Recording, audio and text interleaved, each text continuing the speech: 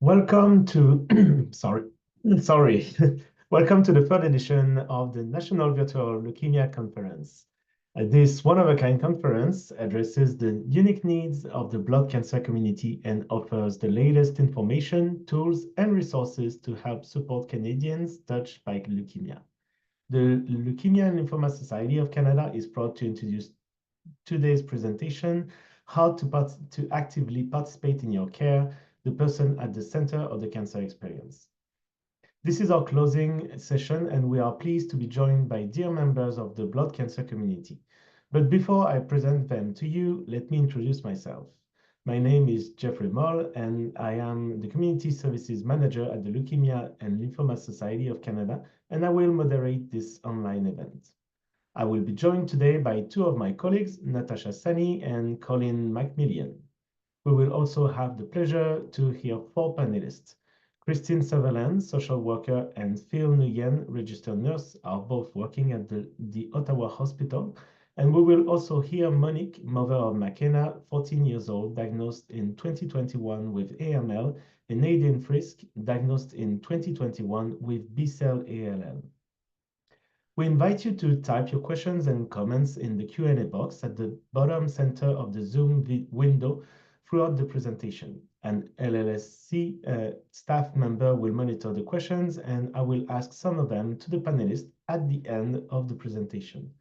Due to the large number of participants and limited time, we may not be able to answer all the questions.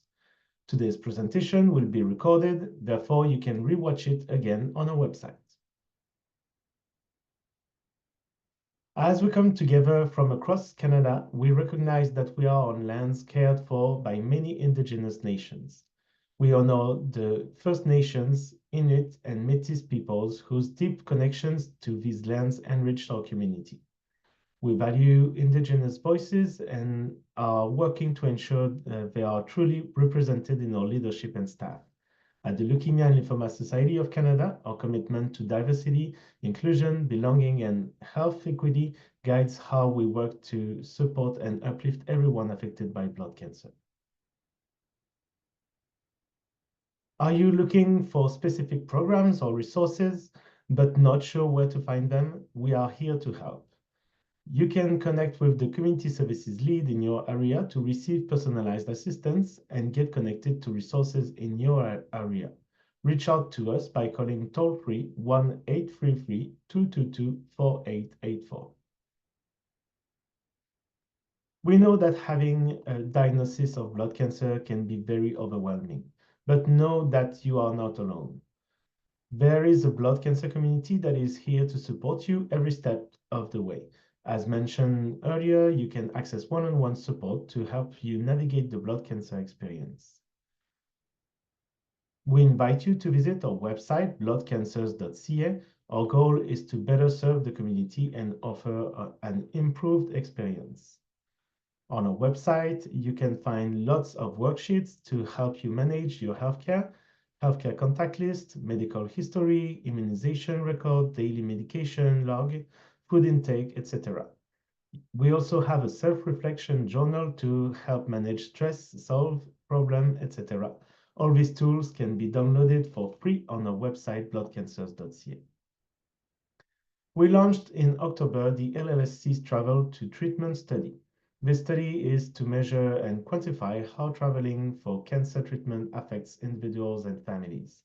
We want to gather and present information to decision makers to help them understand the real-life impact of having to travel to treatment to improve support for individuals affected by blood cancer. This study will examine factors contributing to individual experiences, including finances, education, housing, and employment, to see how travel affects these important life factors. Please fill the survey using this QR code. You will also receive the direct link to the survey in a follow-up email 24 hours after this session. Thank you for taking a few minutes to fill this important survey. Before I introduce our first speaker, let's look at the agenda for today. We will start by talking about receiving a diagnosis of blood cancer, managing emotions. We will then look at what you can do to actively participate in your care, and we will hear our panel around this question. We will then discuss how you can empower yourself in navigating your blood cancer and have another conversation around this subject with our panel again. Finally, we will have time at the end to answer your questions and for a short conclusion. It is now time to introduce today's first speaker, Natasha Sani. Natasha is the Community Services Lead for the BC Yukon region at the Leukemia and Lymphoma Society of Canada and candidate for her Master's in Counseling Psychology. As a Community Services Lead, Natasha helps those faced with a blood cancer diagnosis to navigate the healthcare system. Natasha will talk about receiving a diagnosis of blood cancer, managing emotions. She will also give you nice tips and tools to participate actively in your care and gain access to programs and resources. Thank you for being here today, Natasha. Over to you. Thank you, Geoffrey, for the introduction. As mentioned, my name is Natasha Sani, and I'm one of the community service leads for the BC Yukon region at the Leukemia and Lymphoma Society of Canada. So today I will be speaking about emotions. I'll be talking about how we can manage emotions that accompany a diagnosis and how to be an active participant in your care. So today I won't just be speaking about these as subjects, but also providing practical tools you can use daily. All right, let's get started. So receiving a blood cancer diagnosis and navigating through the complexities of treatment is a deeply personal experience. And with this, each individual experience varies greatly. The emotions you may face are shaped by your unique background and the realities of your condition. So this is why it's so important that when we talk about mental health, we approach care with an understanding that all emotions are experienced.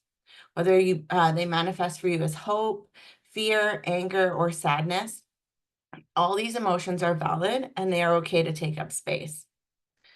This diversity highlights the need for personalized care. Many individuals face a roller coaster of emotions, and acknowledging these feelings is vital for coping and mental well-being. So being an active participant in your care fosters empowerment and control over your health journey. When you receive a blood cancer diagnosis, it can truly shake the foundations of your life. Everything you considered stable, your routines, your relationships, and even your perspective on the world can really feel disruptive. This sudden upheaval creates an urgent need for both emotional and informational support. To help manage the emotional turmoil that often accompanies a diagnosis, consider implementing some coping strategies. For example, open communication with loved ones is important. Sharing your feelings can alleviate the burden you feel. Seeking professional help can also provide additional support and guidance for this. Lastly, accessing supportive networks, whether it's your friends, family, dedicated support groups, or an organization like us, LLSC, can significantly reduce distress and foster that sense of community during this time. By recognizing the impact of your diagnosis and actively seeking support, you can navigate this experience with greater resilience. One key aspect of navigating is recognizing the fluctuation in your emotions. It's entirely possible for feelings of hope to coexist alongside moments of despair, anxiety, or frustration. This emotional variability is normal, and it reflects the complexity of living with a chronic illness. Each person's journey is unique, and with this, there is no right way to respond to your diagnosis or treatment. So it's really important you take the time to honor your emotions, whatever they may be, whether they're two coexisting at the same time, whatever it looks like. Free yourself from the comparisons to others. I always say comparison is a thief of joy. Everyone processes their experience differently. The daily stressors, along with the ongoing demands of treatment and its side effects, require a personalized approach to coping.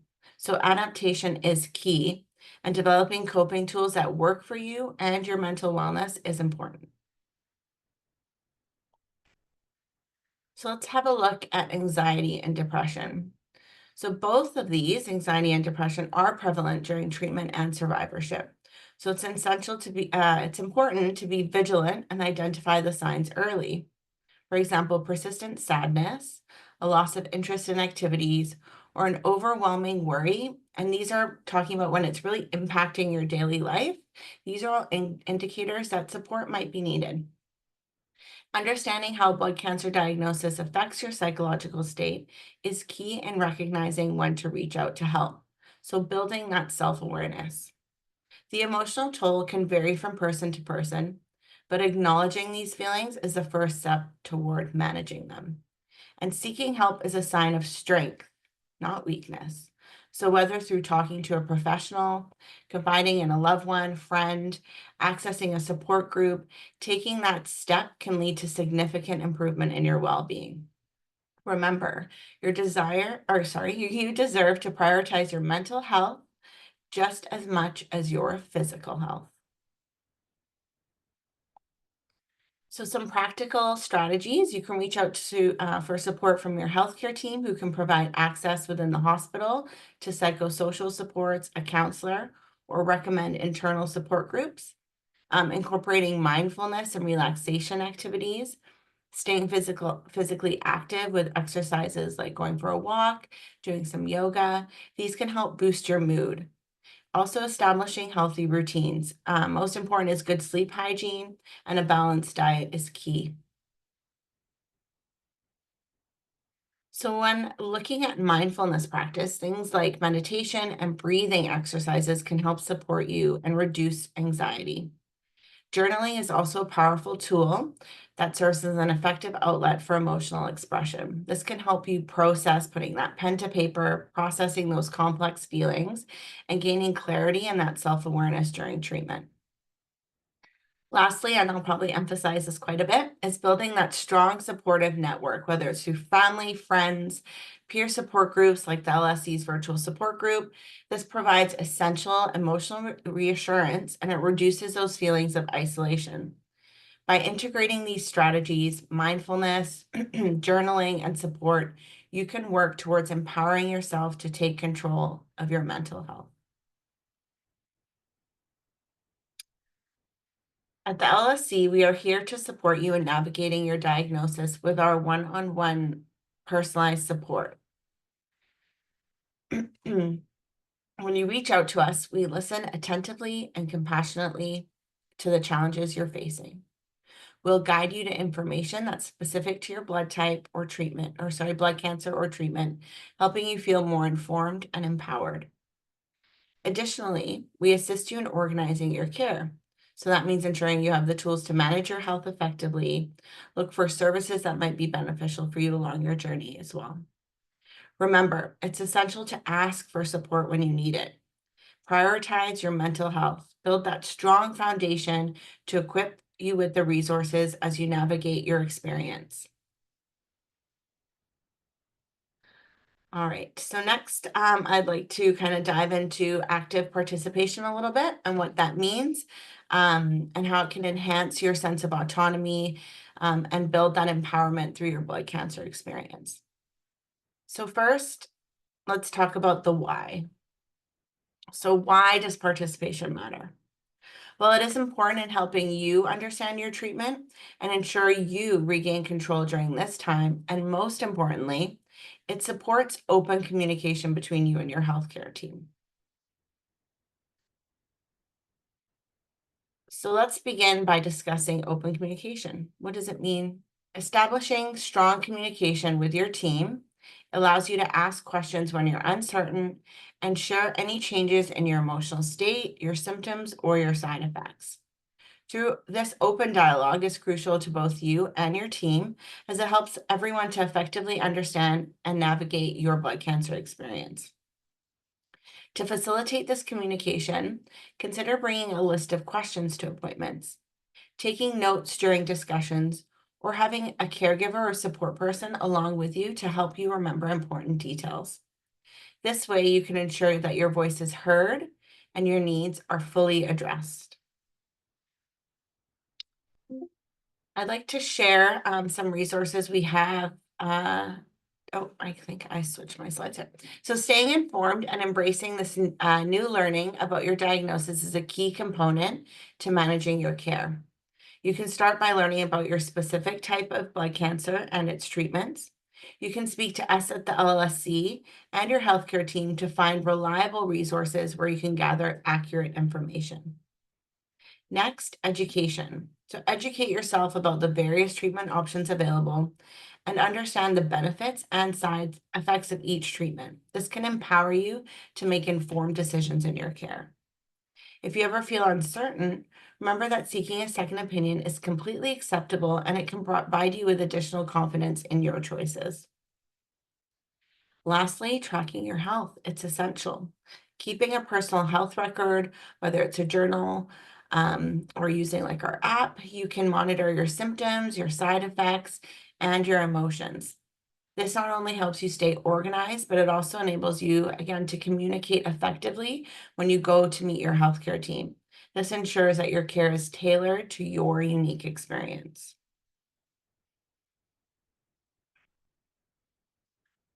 Lastly, I'd like to touch on decision-making and taking part in your the decision-making process.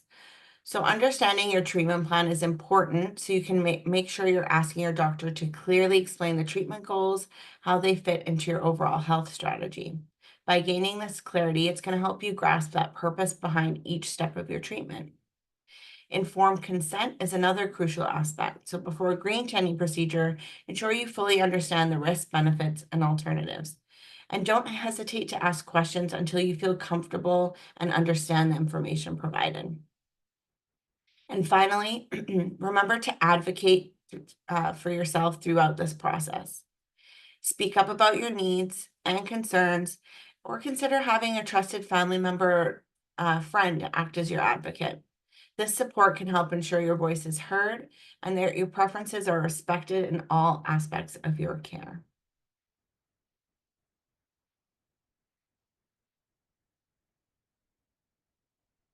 The next part is self-education. So learning about your diagnosis. So using reliable research sources like we have at the LLSC or cancer-specific resources. Staying updated. So asking your healthcare provider about the new treatments or clinical trials that might be relevant. And lastly, learning medical terminology. Often we get medical jargon thrown at us and we don't know what is being said or what it means. So familiarizing yourself with those key terms to understand your test results and what treatment options are available to you will help you feel more empowered and educated.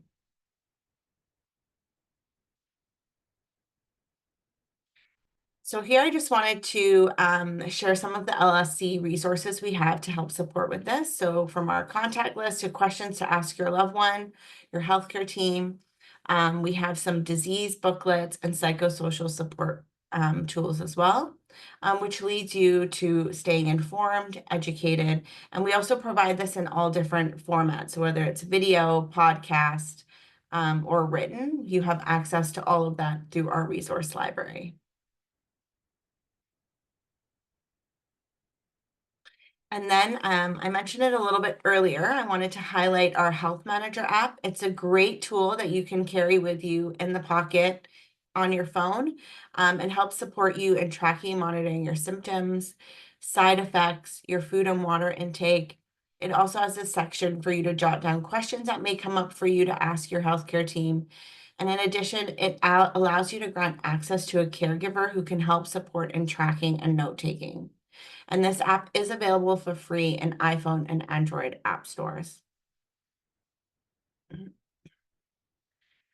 So to conclude, I would like you to remember that you have the power to advocate for yourself and take an active role in your care. Using practical tools like organization, assertive communication, and wellness practices can help you maintain control over your experience. Don't hesitate to seek out support. Whether it's from healthcare professionals, loved ones, or support group, your well-being encompasses not only your physical health, but also your mental, emotional, and social well-being.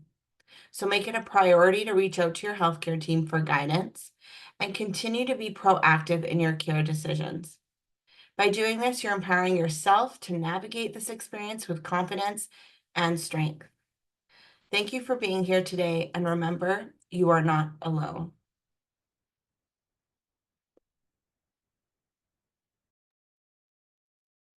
Thank you so much, Natasha, for this information and for those great tools and resources. So now let's hear from our panelists. I invite them to open their cameras and mics and to join us. So today we have Christine Sutherland, social worker, and Phil Nguyen, registered nurse, both working at the Ottawa Hospital. And I also mentioned earlier that we have Monique, who is a caregiver, and Nadine, who was diagnosed in 2021 with B-cell acute lymphoblastic leukemia. So welcome, everyone. Thank you for being here with us today. And my first question is for Christine.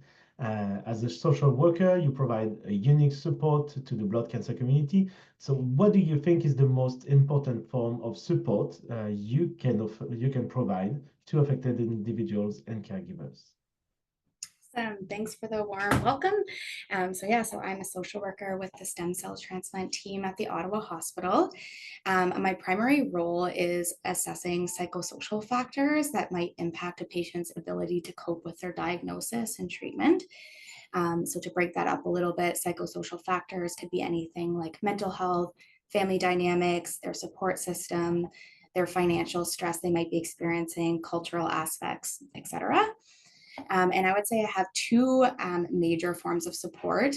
The first major form is providing supportive counseling to patients and their caregivers going through treatment. So really it's offering a safe space for patients to express difficult emotions and trying to help them process their emotions and experience throughout their care. And the second major form of support is that I do a lot of logistical support within social work to help patients access treatment.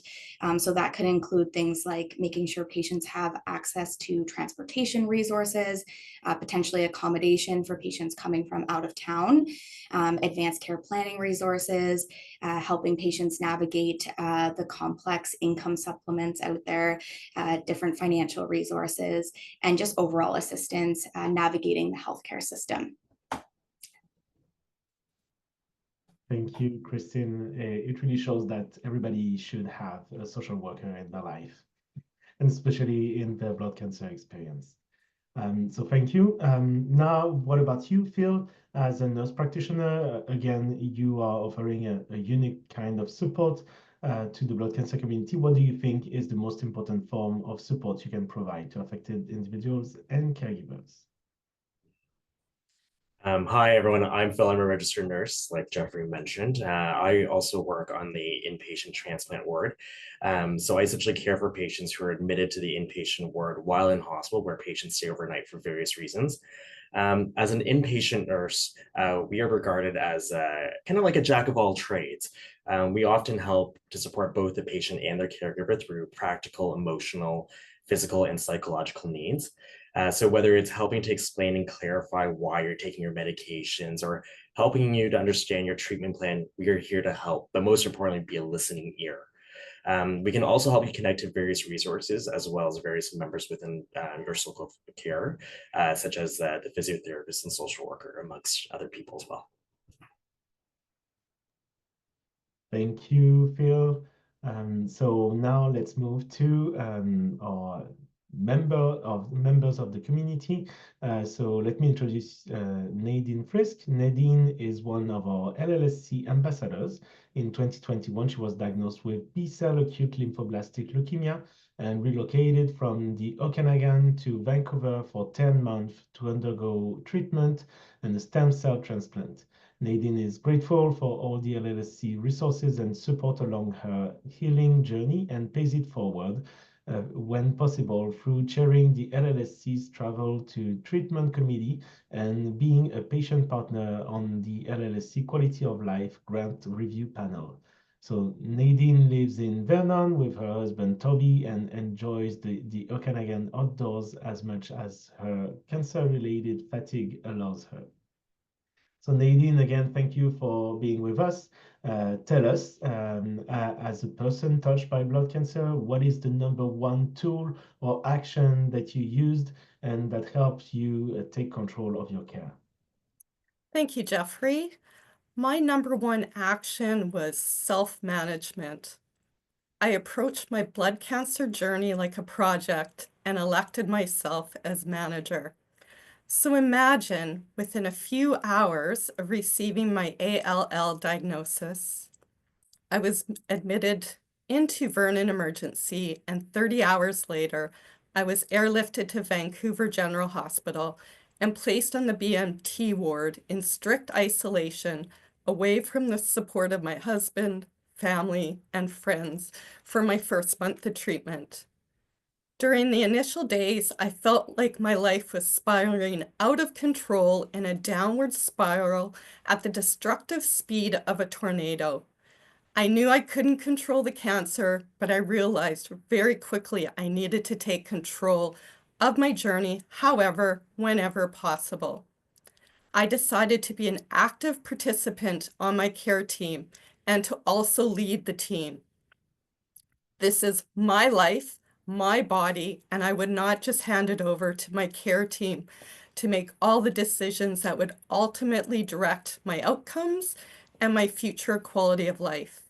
Here's one example of how I implemented the self-management approach. First, I identified the problem of overcoming the paralyzing emotion of fear while being isolated all alone in a hospital room. I first spoke with my doctors, and they recommended counseling and medication. Next, I researched strategies I could implement to tame the fear. I landed on a positive mindset. I'm not talking about toxic positivity. There were definitely days where I wallowed in the emotions. Focusing on a positive mindset became an opportunity for me to distract and trick my mind away from fear at times. A few of the techniques I utilized were positive reframing, like renaming my nuisance of an IV pole Ivy, and Ivy becoming my dance partner to dance the fear away. Or positive renaming, like healing juices instead of chemo. I practiced gratitude every opportunity I could. I gave thank you notes and gift cards to my favorite nurses. I surrounded myself with uplifting visual aids in my hospital room, like inspiring quotes, the miracle symbol, my mantra, be brave, be strong, a digital photo frame with happy fun memories, and then personal goals like my self-chosen discharge date. I used humor. The day my isolation ended, I posted on the blog, "Flight risk, code red, I'm out of here," with a picture of my door open to the hallway. I also added fun facts to my blog, a game to find funny and odd tidbits of information to share, like measuring the number of lunges from the door to the window of my hospital room. I maintained positive connections with the outside real world by hosting virtual dinner dates so I wasn't always eating alone. With self-management, I felt a sense of control over this uncontrollable journey called cancer. Today in survivorship, I continue to self-manage my healing journey.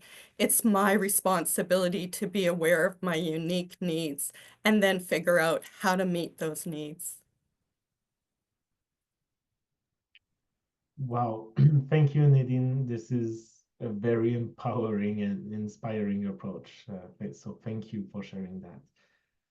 And last but not least, Monique Stratton. So Monique lives in Winnipeg, Manitoba, with her family. She is the mother of McKenna, diagnosed with acute myeloid leukemia in 2021, and she's now cancer-free. Now tell us, Monique, as McKenna's mother, what is the most important advice you would give to other caregivers to ensure they take care of themselves and of their loved one affected by cancer? Thank you for the introduction. It's my pleasure to be here, and it's an honor to represent caregivers for with leukemia and lymphoma.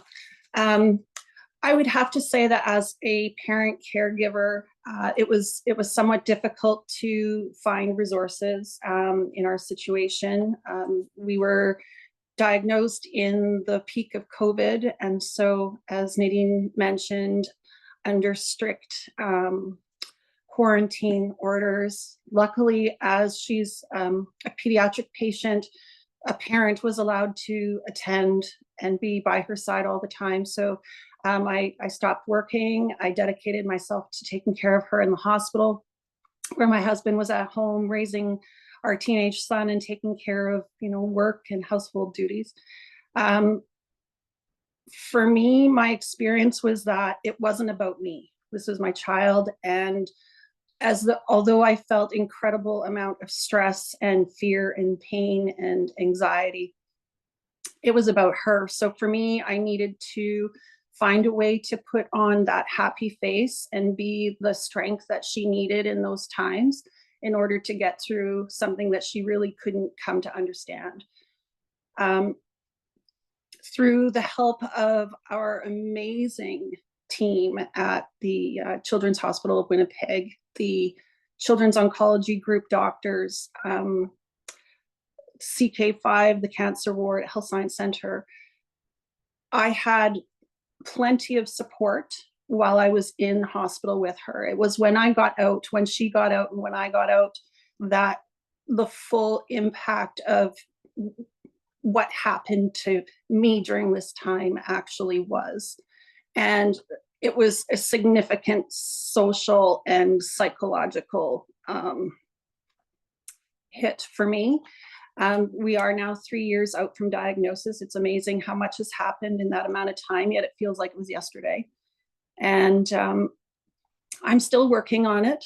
And I have found a lot of resources through LLSC, through the hospital, Cancer Care Manitoba Foundation. My local community in Winnipeg has a pediatric oncology group that's just for parents and caregivers of these children.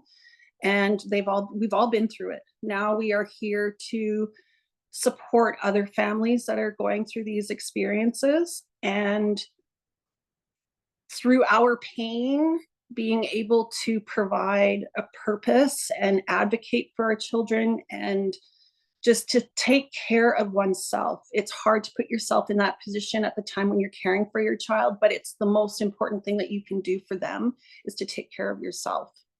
And I fully believe that coming out of this, she is doing way better than I am. And I'm working to catch up to her at this point. So I'd like to just let other parents and caregivers know that you can rely on one another, and that's where you're going to find your most support, because my friends and family members, they just had no way to connect with me in the time of need that I was in. Thank you, Monique. We're all happy to know that McKenna is getting better, and that you are also going well enough now. Thank you all four of you for your information and insight. So for those who are watching us, I am sure you have lots of questions for our speaker and the panelists. I would ask you to put them in the Q&A box and we will answer them at the end of the presentation. So we will now pass the microphone to Colin, who will talk about the importance of empowering yourself in navigating your blood cancer experience. Colin is our advocacy lead at the LLSC. In this role, she facilitates the LLSC's Blood Cancer Community Ambassador Program and works with those affected by blood cancer to gather insights and highlight unmet needs. Colin plays an active role in communicating these experiences to decision makers, ensuring the voices of the blood cancer community are heard. Thank you, Colin, for being here today. Over to you. Thank you, Geoffrey, for that wonderful introduction, and welcome everyone. I'm grateful to be here with you to discuss self-advocacy, a topic I'm deeply passionate about. Today, I'll share some practical tips on speaking up, staying informed, and building a supportive network to help you feel confident and empowered in advocating for your health. Our philosophy at LLSC is that self-advocacy is like a three-legged stool. It can't stand without all three of the essential elements, which are knowledge, skills, and tools. Knowledge is about understanding your condition, knowing your rights, and staying informed about treatment options. Skills, developing effective communication and decision-making abilities to clearly express your needs.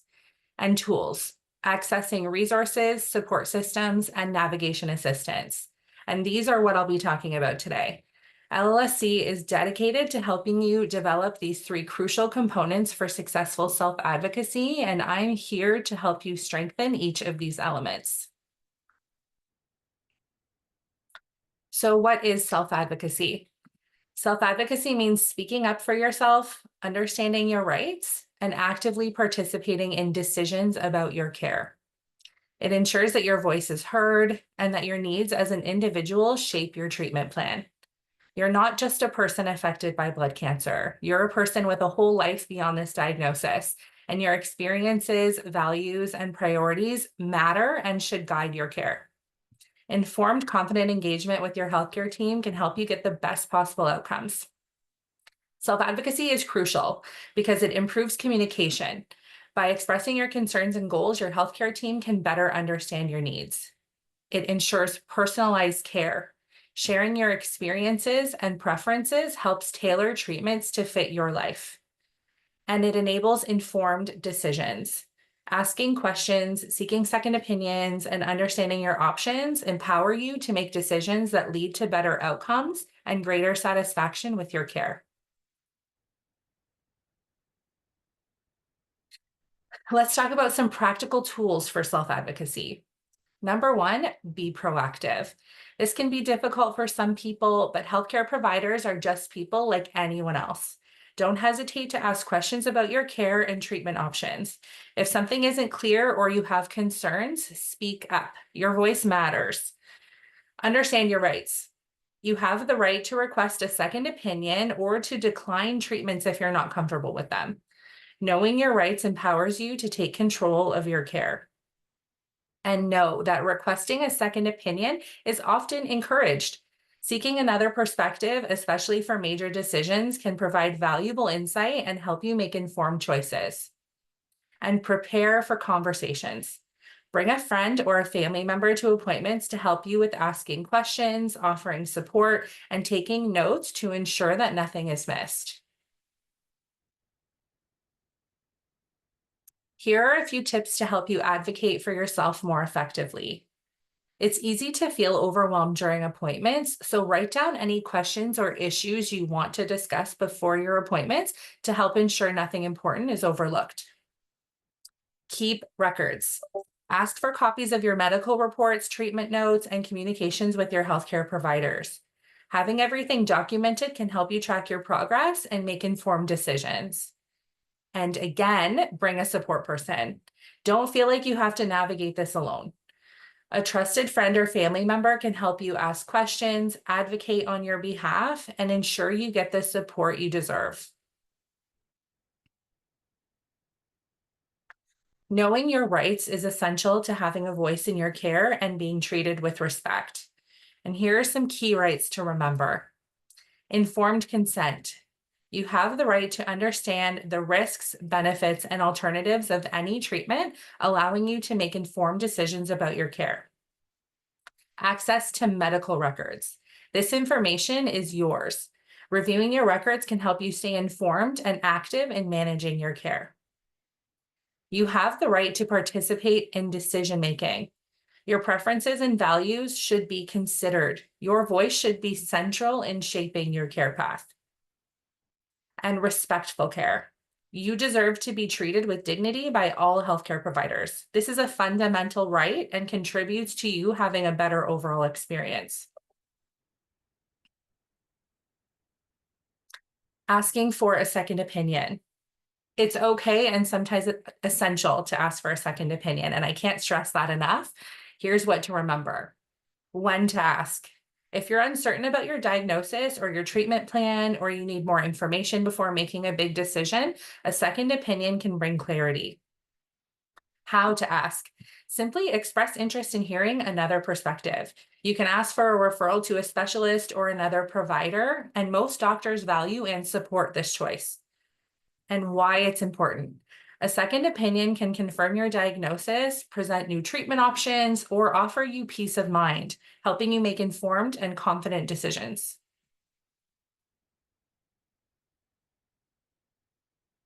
Filing a complaint. Filing a complaint can feel daunting, but it's crucial for ensuring accountability in healthcare. And here's what you should know. When to file. File a complaint if your rights were violated, you've experienced mistreatment, or if you're dissatisfied with your care. Steps to filing. Document everything: dates, interactions, and treatments. Speak to your provider or facility first to try to resolve the issue directly. And if the issue remains unresolved, file a formal complaint with the healthcare institution, provincial health authority, or regulatory body. Why is it important? Complaints hold healthcare providers accountable and can lead to improved care for others. There are valuable resources to help you navigate your healthcare, and here are a few you can turn to. Healthcare ombudsman services act as neutral parties to resolve issues between you and healthcare providers, ensuring fair treatment. Legal support. If you encounter legal issues in healthcare, there are organizations that can help you understand and protect your rights. And of course, LLSC. LLSC offers information, support, and advocacy tailored to those affected by blood cancers.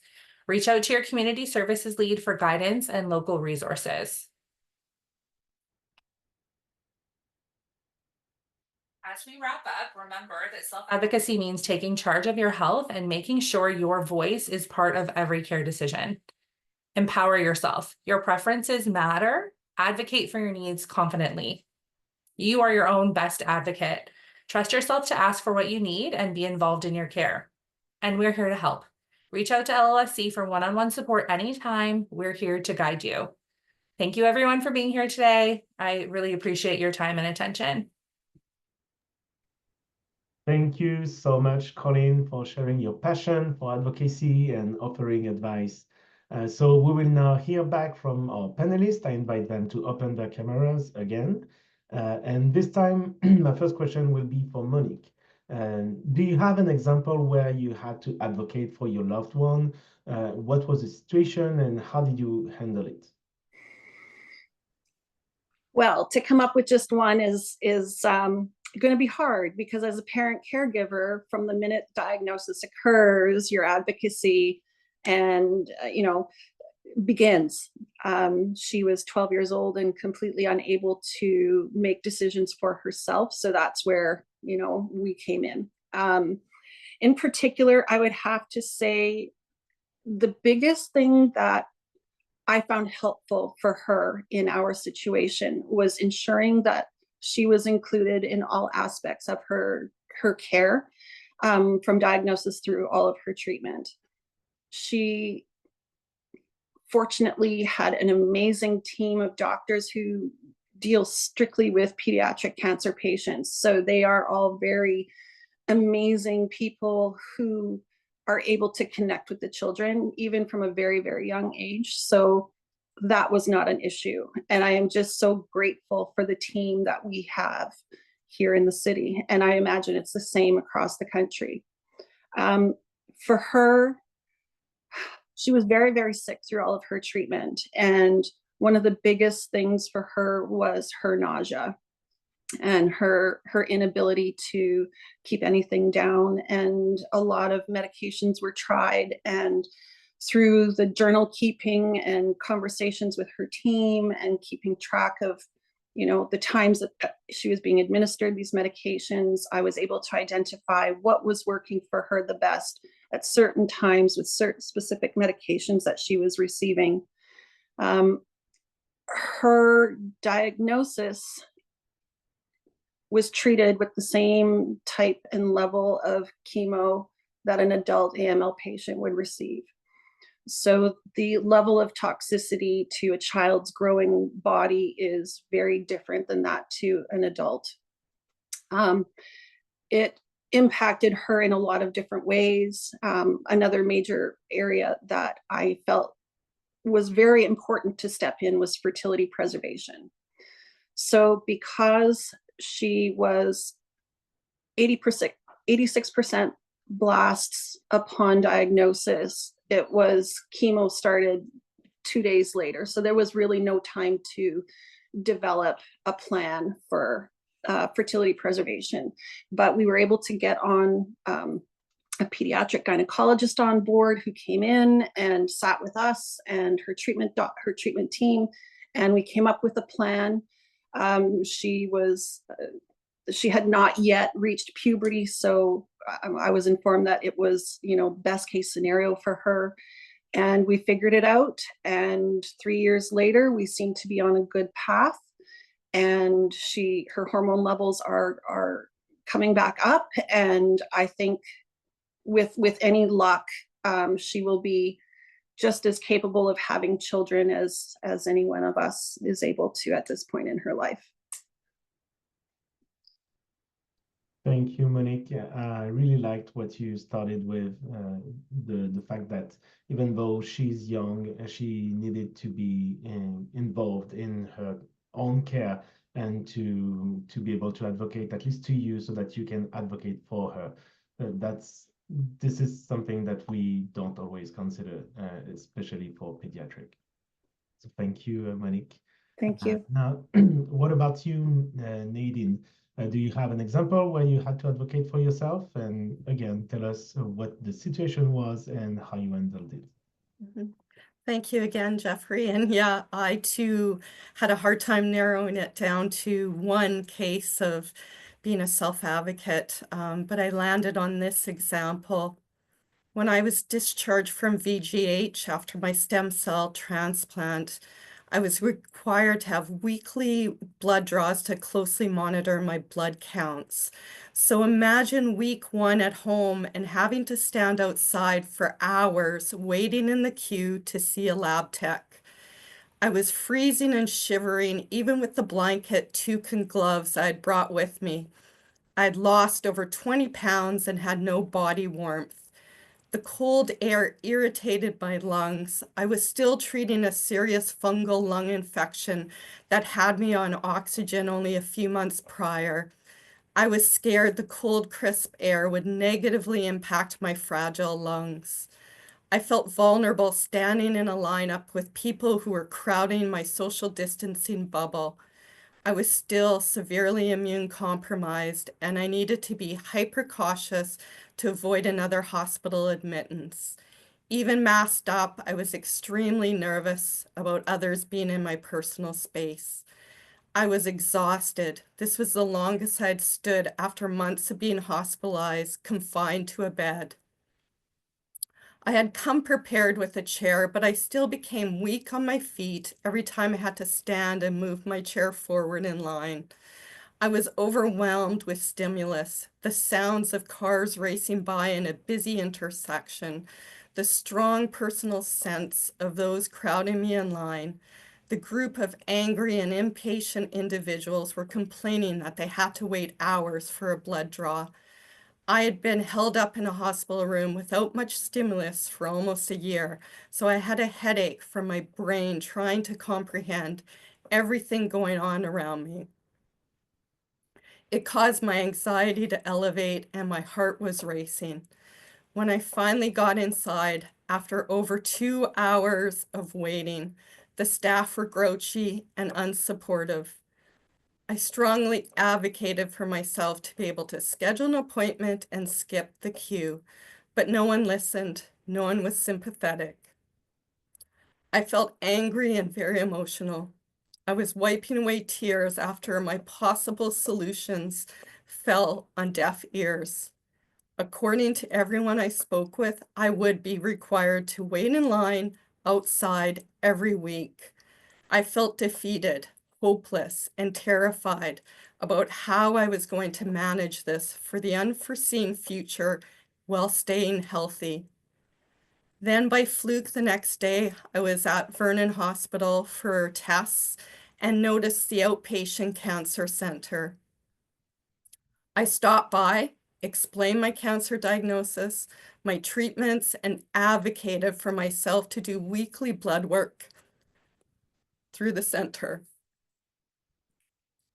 The caring nurses listened compassionately and instantly agreed I needed to be under their care. Sorry. Over the last 3 years, I've received every blood draw through the center, all scheduled for what works for me. My oncology nurses provide nurturing care and a safe environment. They assist me in thriving in my community. Take charge and navigate your journey. You know what's best for you. Be resourceful. Look for solutions to your obstacles.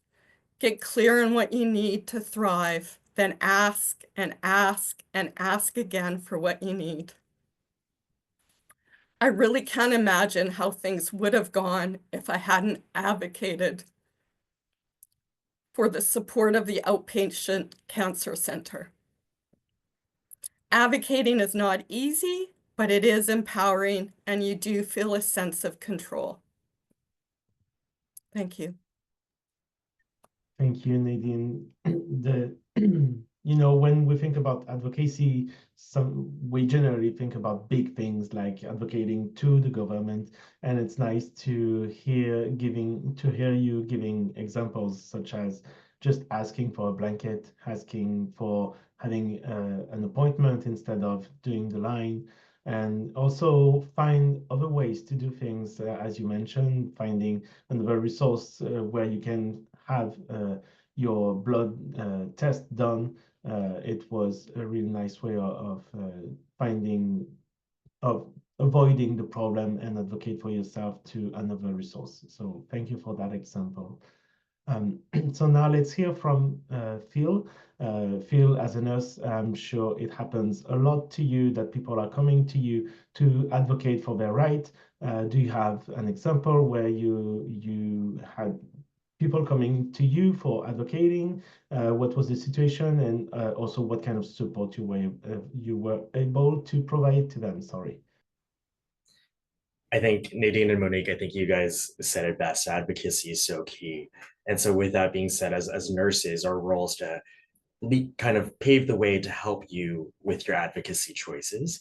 And so one particular situation that comes to mind is that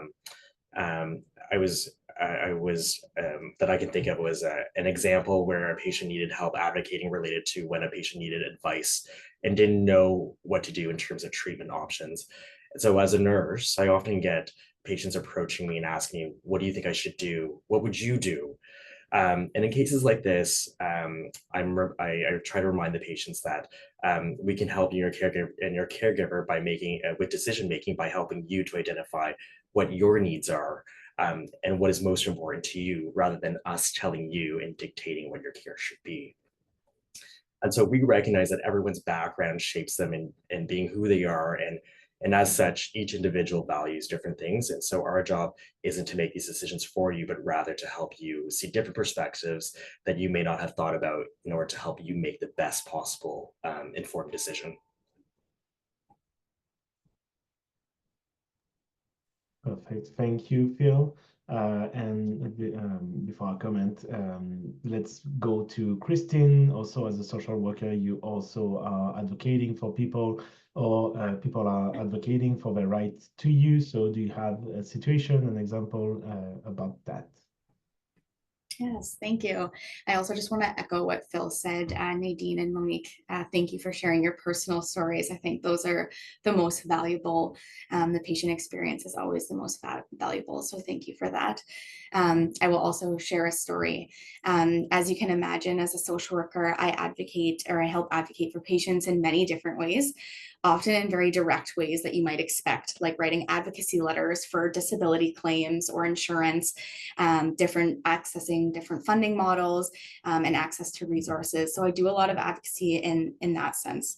But today I'm just going to share a story about a more indirect form of advocacy within my role. I have, of course, removed all the patient details and generalized the story so that we can protect the patient's confidentiality. So I had the privilege of working with a young patient. She was not from Ottawa, and she was transferred from another hospital to our hospital to access treatment. The patient had a very complex psychosocial history, which unfortunately included significant trauma from multiple experiences throughout her life. And due to this history, she found it incredibly difficult to access treatment. She was in an unfamiliar place, a completely new environment, new people, away from her family, and she had limited resources. So you can obviously understand how incredibly overwhelming this would be for her. So in my role, I was really just spending a lot of time with the patient and her family, trying to understand how her psychosocial history was impacting her health.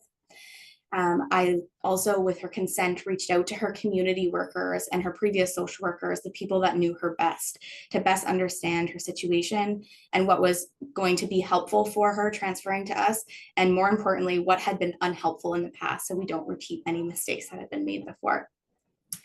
And so the piece of advocacy comes where taking this time to learn all this information was my role was to bridge the gap between the patient and the medical team. So taking everything I learned and providing education and guidance to the medical team so that they could understand the patient's triggers, and we could come up with the best approaches to reduce anxiety and help the patient build trust within our team. So I share this story mostly just because we often see advocacy in social work, especially as writing the letters, but that our role goes much further than that.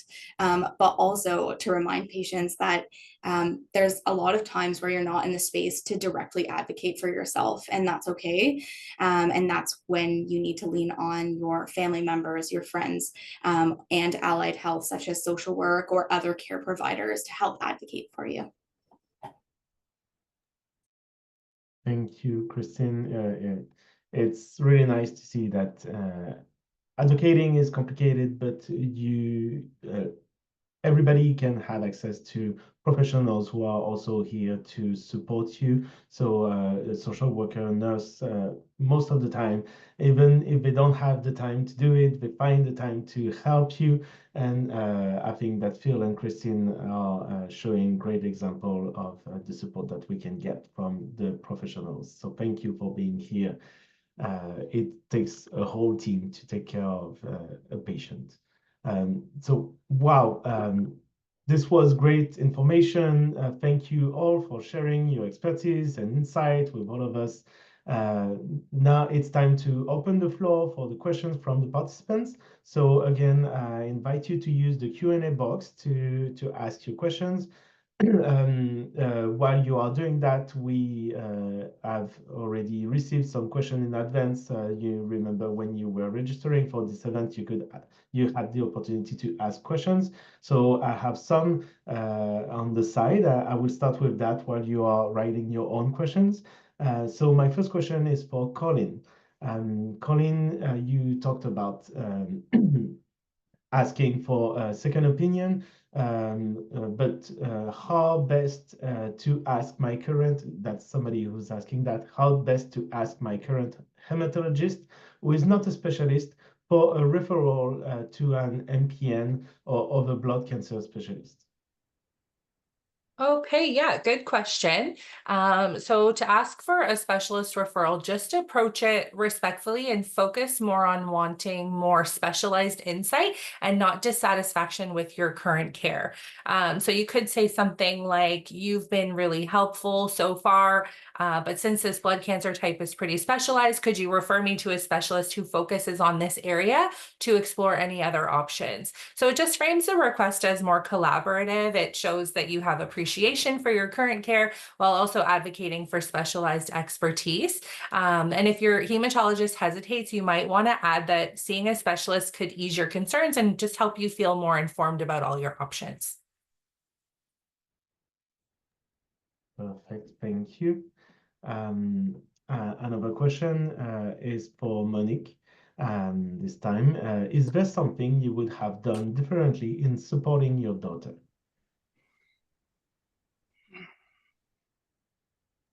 Tough question. Is there anything that I would have done differently? No, actually. It was an incredible learning experience. That's such a good question. I think I could have maybe prepared myself a little bit more during the early weeks and months to support her better. And only for that reason, because I was walking around like a zombie. I wasn't eating, I wasn't sleeping, I wasn't going home, I wasn't having any kind of communication with anybody aside of our medical team. We were in a negative pressure room, which had 2 steel doors, which made the internet connection really not so good. So we couldn't stream movies, we couldn't use our cell phones, it was very difficult. So something that I would say is that having a lot of different types of activities to do. We played a lot of Uno. She beaded a lot. She wasn't capable of doing school at the time because of everything she was going through, but we still kept her mind and her hands working and keeping her busy. She beaded bracelets for everybody on the ward, and that's what got her through. But I don't think that I would have done anything different. I don't think there was anything more that I could have done. At this point in time, it's after the fact that I am seeing things I can do, and that's just helping to make it easier for other parents going through a situation like this with their children. Well, thank you, and thank you for working with us to advocate for the parents and the children. This is a nice way of, as you say, to do things different. On the same topic, the next question is for Natasha about caregiving. My partner who has a blood cancer has difficulties sharing his emotions. Do you have tips to support me as caregivers? Yeah, it's an important question. I think it really highlights caregivers and how deeply they care about their loved ones. I think in these moments, letting them know you're there for them, but without pressuring them to talk if they're not ready. I think just acknowledging their feelings, but without trying to fix things, can make a really big difference. For example, saying something like, I can't imagine how hard this must be, but I'm here for you. Just kind of offering that comfort and validation. I also wanted to recognize that caregiving is an incredibly tough and isolating experience. So as a caregiver, it's important to take care of yourself as well. It's kind of that saying, how the saying goes, put on your oxygen mask first, right? So taking care of your own well-being allows you to be there for your loved one also, both in the short and long term. So seeking out support for yourself too, whether it's like caregiver support groups, seeking out professional support, or doing self-care activities will be really helpful as well. Thank you. Next question is for Nadine. So we hear that you are involved in different initiatives, ambassador program, First Connection. What was the process to engage in these programs? I'm actually involved with the travel to treatment committee. Haven't been involved with First Connections yet. I got connected to LLSC through Paul and being on a panel for the grants, funding around the grants for the quality of life. And then that opened the door for me to be connected with Colleen. So I found my way in via Paul and have connected with other resources at LLSC since then. Thank you. Then a question to Christine. What can I do if psychosocial support is not offered to me in my cancer center? That's a really good question. Sometimes community resources are available that aren't available in your hospital.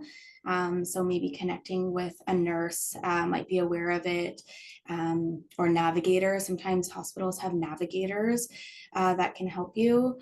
And then big agencies like this one that can help you navigate different resources in the community that could probably access psychosocial supports and or support groups, which might also be of assistance.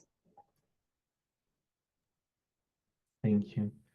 And finally, for Phil, you are supporting different kind of people, but what would you say is the key to differentiate the support to a person with blood cancer versus to a caregiver? So what would be my recommendation? I think communication is very key in maintaining that open-ended communication. From my experience, I find with caregivers or the patient, I find also tend to bottle things up and they try to keep things within. But I think my recommendation is maintain that open communication. If you're feeling frustrated, voice that you're feeling frustrated, or if you need some space, vocalize that you need some space, or if you want the company of that caregiver, just verbalize it. Don't be afraid to verbalize those concerns and think that you're inconveniencing each other. I think it's important to maintain that communication amongst each other. Perfect. Thank you. So I don't see any other question. Thank you again, Natasha, Colin, Christine, Phil, Nadine, and Monique for your time today. Your expertise was very, very valuable to us. So yeah, again, thank you. This event would have been completely different without you. So we're about to close this event, but before we do so, we would also like to thank AbbVie, Astellas, AstraZeneca, Bristol Myers Squibb, Jazz Pharmaceuticals, Johnson & Johnson, and Novartis for their support in making this conference possible. And I'd like to finish by reminding you that we are here to help you. You can reach us by email, by visiting our website bloodcancers.ca, or by calling us toll-free. Please note that a short survey will be sent to all participants after this presentation. Thank you for taking a moment to respond, as it helps us plan for future events. So thank you all for being with us today. Thank you again to our wonderful speakers and panelists. I think we can definitely applaud them. I know they can't hear the participants applauding them from the screen, but I will applaud them. And take all good care of yourself. Have a nice day.